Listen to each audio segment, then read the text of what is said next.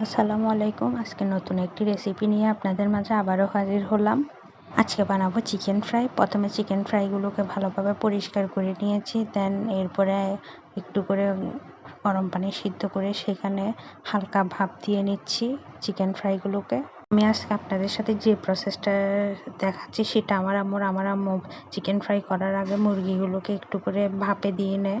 তারপর একটা পাতিলে হলুদের গুঁড়া, মরিচের গুঁড়া, ধনিয়া গুঁড়া, মিক্স মশলা, গরম মশলা, তারপরে লবণ, আদা রসুন বাটা, সস, মুরগির ম্যাগি মশলা, সয়া সস এগুলো দিয়ে সবগুলো মিক্স করে ফেলছি।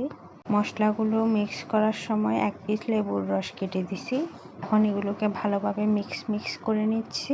এখন সিদ্ধ করে রাখা মুরগির মাংসগুলো মশলার সাথে মিক্স করে নিচ্ছি।